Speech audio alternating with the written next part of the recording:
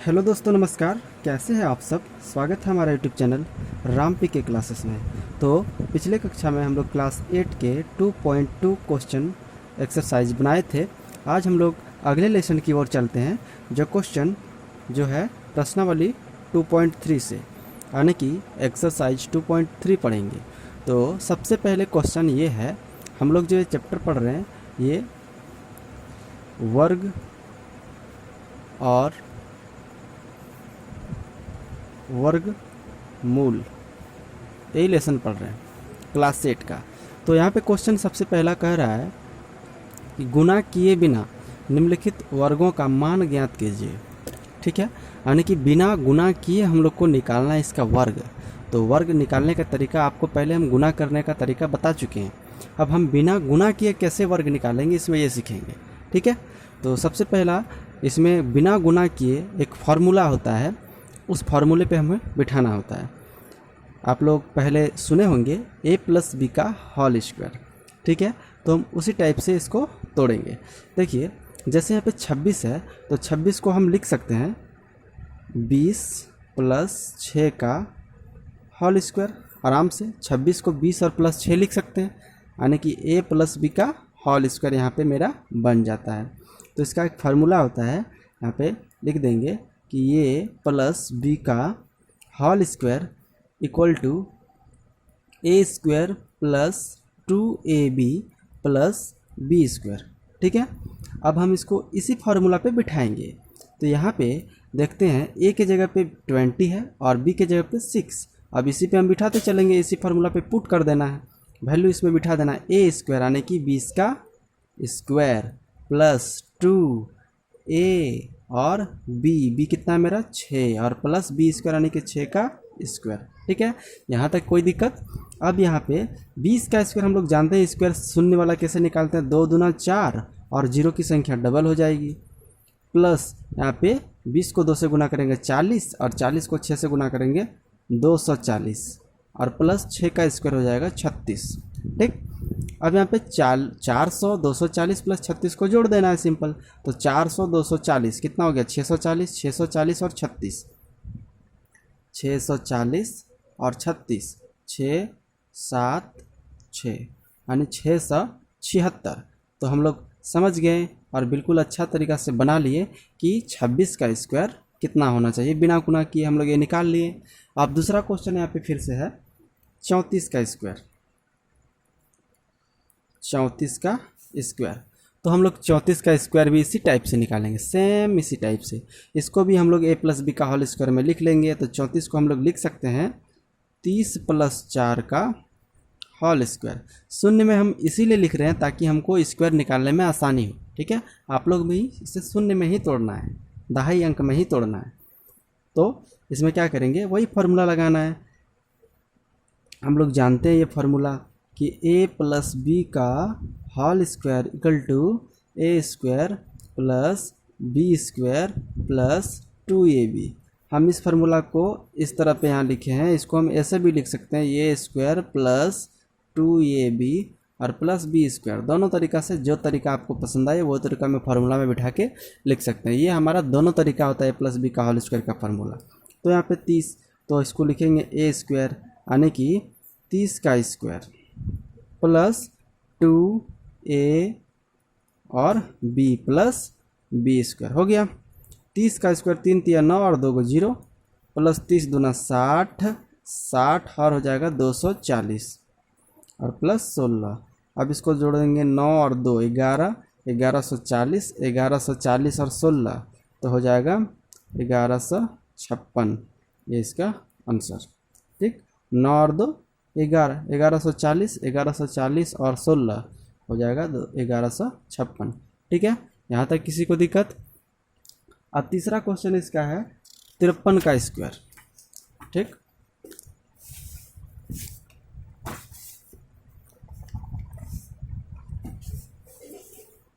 तीसरा क्वेश्चन है 53 का स्क्वायर। यहाँ पे लिख देंगे 53 का स्क्वायर। अब 53 का स्क्वायर भी इसको सेम इसी तरीका से बनाना है। 53 का स्क्वायर को कैसे बनाएंगे आप सभी बताएंगे थोड़ा? तो 50 और प्लस 3 का होल स्क्वायर। अब 50 प्लस 3 का होल स्क्वायर हम लोग लिख सकते हैं इसको कैसे, a square plus 2ab plus b square, यानी इसमें कौन सा फार्मूला हम लोग लगाएं, a प्लस बी का whole square equal to a square plus 2ab plus b square. अब इसको कर देंगे 25 25 और 2 जीरो हो जाएगा, प्लस 50 दूना 50, 5 100 हो जाएगा 300 और प्लस 9, तो 2500 और 300 हो जाएगा 2809। ये हो गया इसका आंसर। ठीक, अब इसी तरह हम लोग अगला क्वेश्चन पढ़ेंगे। ये क्वेश्चन नंबर 2 क्या बोल रहा है, तो देखते हैं अगला क्वेश्चन जो है क्वेश्चन नंबर 2 का।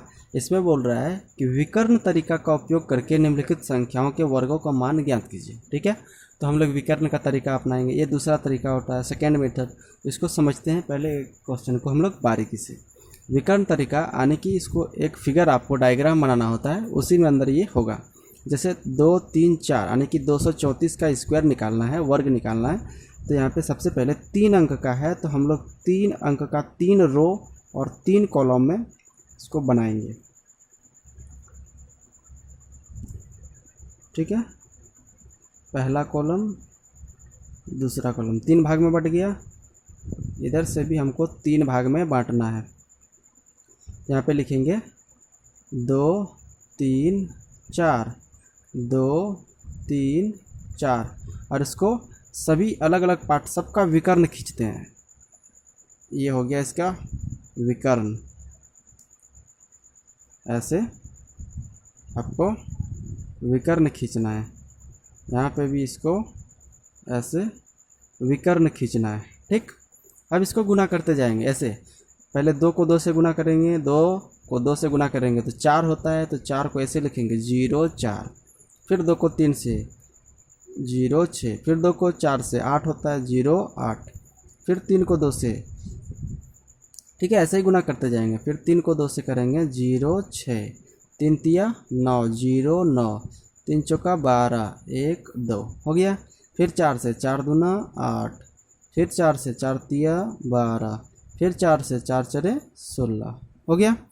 अब इसको हम लोग क्या करेंगे, सबको जोड़ते हैं और जोड़ के लिखते हैं। ठीक है, इसको सबसे पहले हम जोड़ेंगे तो 6 एक ही कॉलम है, एक ही कर्ण, तो इसको लिखेंगे 6, इसको यहाँ पे 2 और 1 3, 3 और 2 5, इसको लिखेंगे 8 और 1 9, 9 और 9 18, 18 और 1 19, 19 और 8 27, यहाँ पे हो जाएगा 27। इसी तरह यहाँ पे 0 और 6 6 6 12, ठीक है, यहाँ पे लिख देंगे 12। इसको भी जोड़ते हैं 0 4, तो यहाँ हो जाएगा 4 और यहाँ पे कुछ नहीं है तो 0, यानी कि सभी रो कॉलम को जोड़ लिया। अब इसको लिखते हैं, देखिए यहाँ पे 6 है तो 6 लिख दिए, फिर यहाँ पे 5 है तो 5 लिख दिए, यहाँ पे कितना आया 27, तो 27 का 7 हाथ में बचा 2, ये ध्यान रखना है। फिर यहाँ पे 12 आया, 12 और 2 13 14, तो 14 का 4 हाथ में बचा 1, फिर 4 इसमें आया 4 और 1 हाथ वाला 5। ठीक है, आगे संख्या 0 लिख भी सकते हैं, नहीं भी लिख सकते हैं। तो हम लोग ये जान गए कि ये 234 का वर्ग यानी कि इतना होगा आंसर। ये हो गया विकर्ण तरीका। ठीक है, तो ये वाला मेथड आपको समझ में आया होगा अच्छी तरीके से। अगर आपको समझ में नहीं आया तो अगले क्वेश्चन फिर से देखते हैं, एक बार यही क्वेश्चन सिर्फ हम लोग बनाएंगे।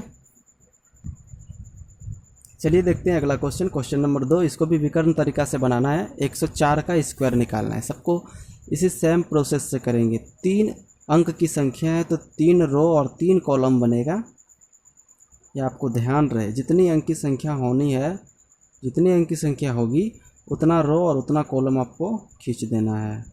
तो 3 कॉलम वाला समझ में आ गया आपको, ये पहला दूसरा 3 हो गया, यानी टोटल मिला के 4 है ना, 1 2 3 4 1 2 3 4, यानी 3 घर होना चाहिए, 3 3। ठीक है, अब यहाँ पे संख्या लिखते हैं 104, तो 1 0 4, इधर से 1 0 4। अब इसको जैसे गुना करना है वैसे गुना करेंगे, 1 1 को गुना करेंगे। पहले विकर्ण को ऐसे खींच लेना है। ठीक है, ये विकर्ण खींचेंगे पहले,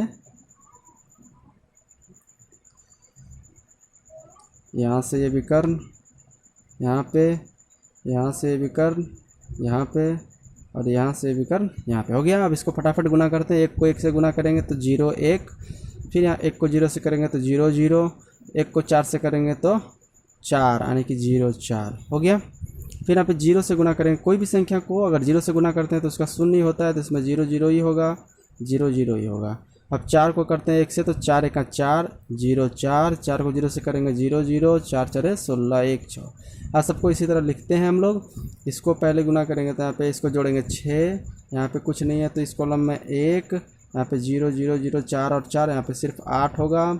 जोड़ते हैं इसको 0 0 0 0 0, इसमें कुछ नहीं है तो 0, इसमें 0 और 1 0, तो इस कॉलम में कितना है, इस कॉलम में भी 1, और इस कॉलम में कुछ नहीं है तो